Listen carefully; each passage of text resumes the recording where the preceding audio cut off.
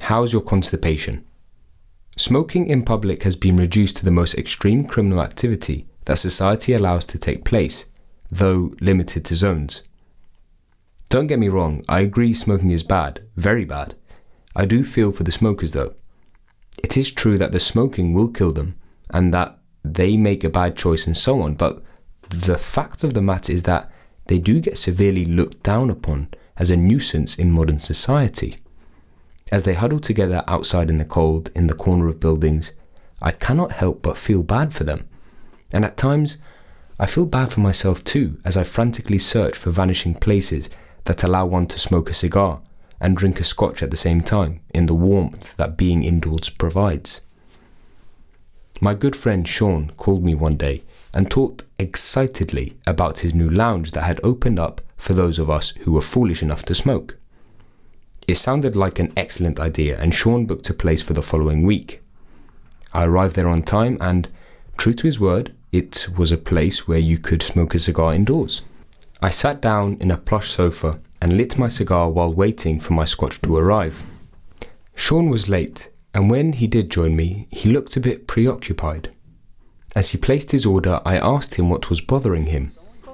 He had gone through a bitter breakup in his relationship, and even though things were better between him and his ex now, he was tired of his friends who continued to want to talk about his most personal and difficult matter.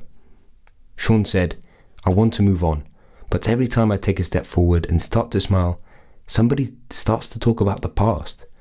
I don't like it, as it brings back bad memories and makes me sad." He added, "I know these people care and want what is best for me, but I don't want them to be my therapist. I just want them to be my friends and let me enjoy the moment."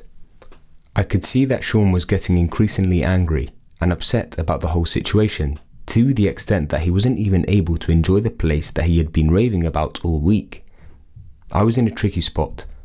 I didn't know if he wanted me to say something or just listen until he looked up and said, "So, what do you think?" I guess that was my cue. I said, "Just ask them to back off.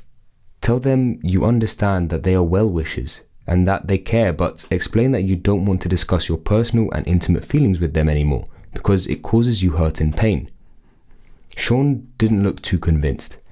I went on to add, "Tell them it is your private issue and that you discuss it with your psychiatrist or therapist." "I don't have one," Sean said. I took a sip of my scotch as I looked up and said, "You can only discuss intimate issues with people you trust, and trust is not given or thrown around, it is earned. The people around who might be your family, friends, therapists, or anyone else for that matter, have to work hard to earn your trust, and if they have, then you can share your intimate thoughts with them. On the contrary, if they haven't earned your trust and continue to question your intimate thoughts, you need to tell them to back off. Just because somebody knows a bit of your story or thinks that they know, it does not entitle them to demand to know more, even if it is in the guise of concern and care. Privacy and personal space to heal are very important. Once we find these sanctuaries, they allow us to live our lives without the burden of the issues that bother us. Don't get me wrong, these issues still need to be dealt with. The way to do that is in a secure environment with people you have earned your trust with, not in a coffee shop with an acquaintance who might be well-meaning but who has no clue of the hurt and pain they are causing. Sean looked at me as I continued to talk. He said, "What do I say?" I replied, "I can't tell you what to say, but the usual trick that works for me under the same circumstances is to tell the person who is asking the questions that is very kind of them to be so concerned. I explain that every time we meet. All we do is talk about me and my problems. I feel bad about that, so today we are going to focus on you and your problems." Around this time, I usually raise my voice for the benefit of the other people around and ask, "So tell me, how is your constipation?" As soon as I said that, Sean burst out laughing.